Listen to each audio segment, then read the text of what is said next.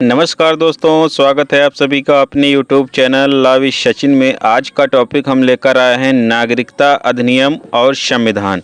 नागरिकता से संबंधित नागरिकता अधिनियम 1955 में क्या प्रावधान किए गए हैं और संविधान में क्या प्रावधान है, कौन से प्रावधान इस समय लागू हैं। चलिए चर्चा करते हैं। भारत में नागरिकता का प्रावधान कहाँ मिलता है, संविधान क्या कहता है और नागरिकता अधिनियम 1955 क्या क्या नियम बनाता है। साथ ही हम देखेंगे कि फंडामेंटल राइट से इसका संबंध और सुप्रीम कोर्ट के महत्वपूर्ण फैसले, इन सभी प्रश्नों पर चर्चा करेंगे और बने रहे वीडियो के अंत तक। नंबर 1, नागरिकता अधिनियम 1955। यह संसद द्वारा पारित कानून है। उद्देश्य है भारत में नागरिकता प्राप्त करना, खोना और उससे संबंधित नियम तय करना। ये नागरिकता अधिनियम का क्या है, उद्देश्य है। मुख्य प्रावधान सेक्शन 3 जन्म से नागरिकता का प्रावधान करता है। वहीं सेक्शन 4 वंश से नागरिकता का प्रावधान करता है। सेक्शन 5 पंजीकरण से नागरिकता का प्रावधान करता है। सेक्शन 6 प्रकटकरण यानी नेचुरलाइजेशन से नागरिकता का प्रावधान करते हैं। वहीं सेक्शन 7 नागरिकता का समावेशन यानी इनकॉर्पोरेशन ऑफ टेरिटरी, यानी कोई टेरिटरी, कोई क्षेत्र भारत में जब मिल जाता है तब नागरिकता का प्रावधान करता है। वहीं सेक्शन 8 त्याग यानी नागरिकता त्यागने के लिए बारे में है, रिनंसिएशन के बारे में है। सेक्शन 9 समाप्ति यानी टर्मिनेशन के बारे में प्रावधान करती है। वहीं सेक्शन 10 वंचन यानी डिप्रीवेशन के बारे में प्रावधान करते हैं, यानी दंडात्मक कार्रवाई। यदि केंद्र सरकार चाहे तो किसी व्यक्ति की नागरिकता छीन सकती है, इसके बारे में सेक्शन 10 प्रावधान करती है। फिर बात करते हैं संविधान में नागरिकता।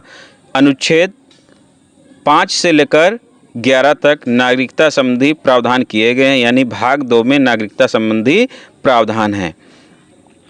अनुच्छेद 5 संविधान लागू होने के समय भारत का नागरिक कौन होगा, इसके बारे में प्रावधान करता है। यानी जब हमारा संविधान लागू हुआ था तो उस समय भारत का नागरिक कौन होगा ये तय करता है। जो भारतीय थे या जो माइग्रेट होकर आए थे उनके बारे में सारे प्रावधान किए गए हैं।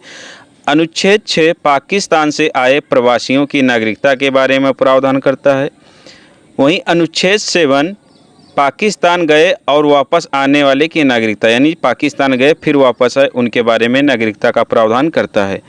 अनुच्छेद 8 विदेशों में रहने वाले भारतीय मूल के व्यक्ति, जो विदेशों में भारतीय मूल के व्यक्ति रह रहे हैं उनके बारे में नागरिकता का प्रावधान करता है। वहीं अनुच्छेद 9 विदेशी नागरिकता लेने पर भारतीय नागरिकता का अंत, इसके बारे में प्रावधान करता है। यानी यदि कोई भारतीय नागरिक किसी दूसरे देश की नागरिकता प्राप्त कर लेता है तो भारतीय नागरिकता स्वतः समाप्त हो जाएगी, इसके बारे में प्रावधान करता है। आर्टिकल 10 नागरिकता की निरंतरता के बारे में प्रावधान करता है। वहीं अनुच्छेद 11 संसद को अधिकार कि वह नागरिकता पर कानून बनाए, संसद को अधिकार देता है कि नागरिकता संबंधी कोई नियम कानून बना सकती है। इसी अनुच्छेद के तहत 11 के तहत सिटीजनशिप एक्ट बना है 1955। तो अब इससे ये क्लियर हो जाता है जो हमारे आर्टिकल 5 से लेकर 11 तक प्रावधान किए गए हैं नागरिकता संबंधी, वो अब लागू नहीं है। ये संविधान जब लागू हुआ था तब उससे नागरिकता तय करने के लिए बनाया गया था। लेकिन जब से ये आर्टिकल ये आ गया एक्ट नागरिकता अधिनियम 1955, अब नागरिकता अधिनियम से तय होगी किसी व्यक्ति की नागरिकता, ना कि संविधान से। वो संविधान के जो प्रावधान थे तत्कालिक थे, लेकिन अब दीर्घकालिक जो भी प्रावधान है सिटीजनशिप एक्ट 1955 में दिए गए हैं। अब जिस व्यक्ति को नागरिकता लेनी हो या त्यागना हो या देश छोड़ के जाना हो, सभी प्रावधान किस में हैं, नागरिकता अधिनियम 1955 में। अब संविधान के आर्टिकल लागू नहीं होंगे, ये सिर्फ नज़ीर के तौर पर देखे जाते हैं। थर्ड है फंडामेंटल राइट्स से संबंध। नागरिकता और मौलिक अधिकार सीधे जुड़े हुए हैं। अनुच्छेद 14 इक्वलिटी बिफोर लॉ के बारे में प्रावधान करता है। नागरिक और गैर नागरिक दोनों पर लागू होते हैं, यानी जो नागरिक है उन पर भी लागू होते हैं, जो नागरिक नहीं है उस पर भी लागू होते हैं। वहीं आर्टिकल 15 केवल नागरिकों पर लागू होता है, यानी राज्य आर्टिकल 15 के तहत नागरिक के साथ कोई भी डिस्क्रिमिनेशन भेदभाव नहीं करेगा। ये किसके लिए? स्पेशली नागरिकों के लिए, क्योंकि फंडामेंटल राइट से संबंध इसलिए है क्योंकि फंडामेंटल राइट जो हमारे दिए गए हैं उसमें नागरिकों को भी दिए गए हैं और गैर नागरिकों को भी दिए गए हैं। जहाँ पे नागरिक शब्द लिखा होगा वो अधिकार सिर्फ और सिर्फ किसको मिलेंगे?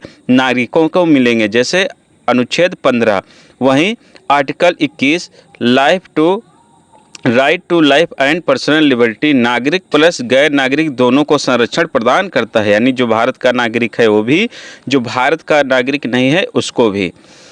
यानी कुछ अधिकार सभी व्यक्तियों को और कुछ अधिकार सिर्फ किसको?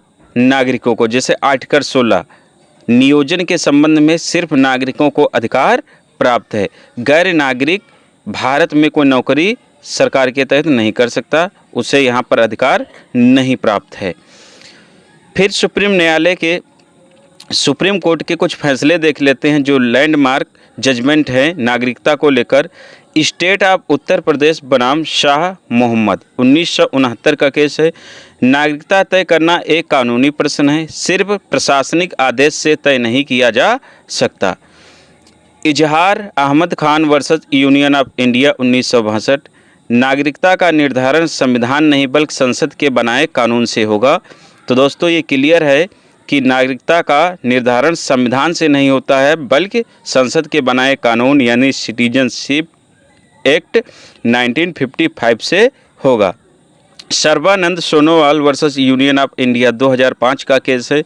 इसमें सुप्रीम कोर्ट ने कहा कि अवैध प्रवासी देश की सुरक्षा और पहचान के लिए खतरा हैं। National Human Right Commission versus State of Arunachal Pradesh 1996 का मामला है। इसमें सुप्रीम कोर्ट ने कहा कि शरणार्थियों और गैर नागरिकों को भी आर्टिकल 14 और आर्टिकल 21 का संरक्षण मिलेगा।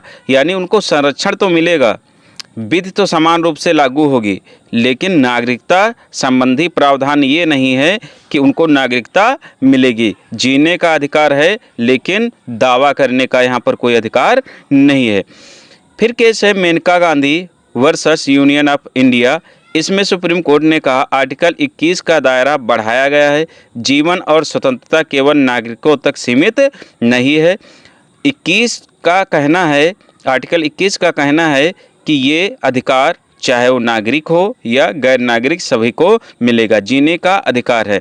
यदि कोई अवैध प्रवासी है, माइग्रेंट है, घुसपैठिया है तो उसके लिए सरकार जिम्मेदार है, सरकार को उन्हें बाहर निकालना चाहिए। यदि भारत में है तो जीने का अधिकार सभी को है।